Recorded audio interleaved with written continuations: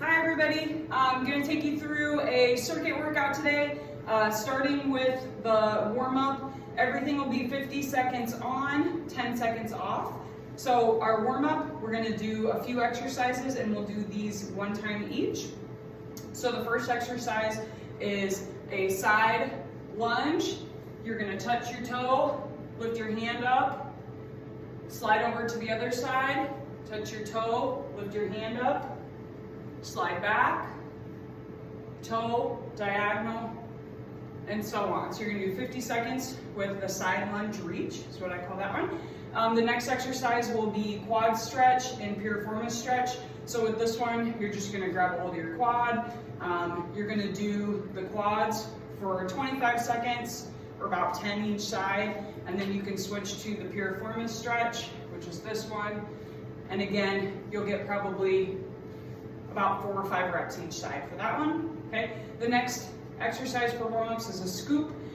With this one, you want to put your toe up. You want to keep this leg pretty straight and back is nice and flat. You're going to hinge from the hips and scoop down. This should be a nice stretch for the hamstrings.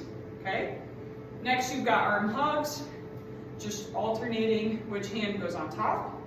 And then the last of the arm warm-ups, you're going to do 10 forward circles, 10 backward circles, 10 diagonal each direction to just kind of work on that shoulder mobility, that shoulder range of motion. So you're going to do each of those warm-up activities one time through. Again, 50 seconds on, 10 seconds off. Okay. Then we're going to move into a circuit. I have 8 exercises planned today, and again, you'll do the circuit 2 to 3 rounds. So do the circuit 2 to 3 rounds. Again, we'll go through each exercise one time. Again, 50 seconds on, 10 seconds off for this. Okay.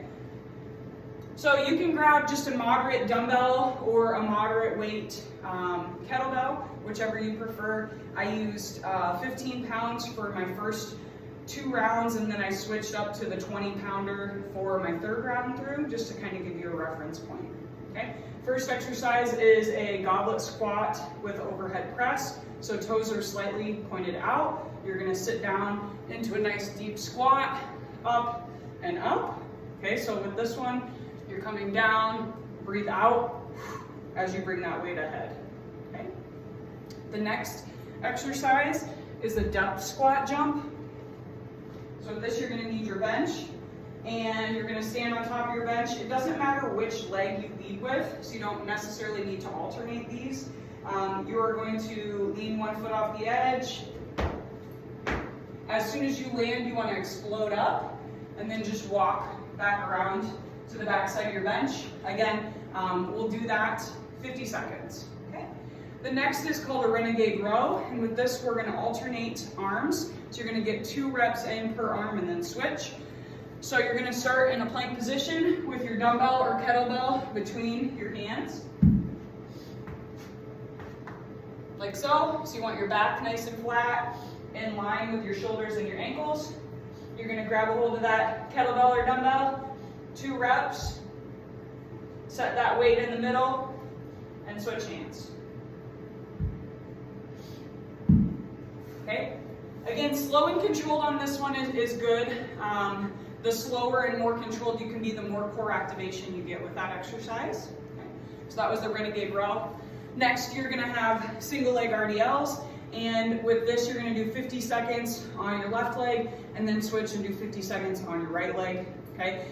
So with this, you're going to have the weight in your opposing hand. You're going to start with a hip flex position, toe is up, and we're coming straight down and back up. Okay, so things to note with this exercise, again, you want to drive that knee and that toe up in the front.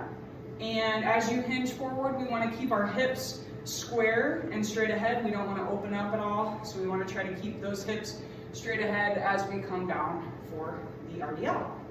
Okay, next exercise, which in my opinion is the hardest in this circuit, is a decline push-up. Okay, so you're going to put your feet on top of the bench and get yourself into a nice push-up position. Okay, again, hips, shoulders, and knees are all in line with this one. do as many reps as you can in 50 seconds. Again, that's pretty darn challenging, so please take breaks as you need to. If that's too challenging for you, you can switch it and do an incline push-up. So with the incline push-up, we're gonna have our hands on the bench and here.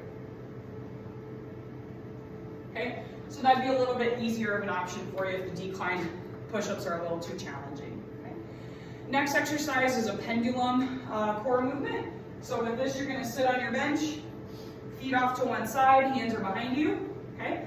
And we're gonna bring our legs straight, over the top, set them on the other side, over the top, set them on the other side. Okay, so that's a pendulum ab exercise. Okay, next you have step-ups, and with the step-ups, you're just gonna alternate legs, so it'll just be 50 seconds total for this exercise. You're gonna step up, up, down, down, and then just rotate legs. Okay, and then lastly, we have a combo for the last exercise, so spend about half of your time with the flutter kicks and half with the hip extensions. So with this, you're gonna be seated, hands can be behind you, feet are out straight, toes are pointed down, and just a nice flutter kick here. So you can do that for about 20 to 25 seconds. Then you're gonna flip over on your tummy, and you want your hips to be right at the edge of the bench. So we're gonna hang our hips right here at the edge, reaching forward, and eyes are down.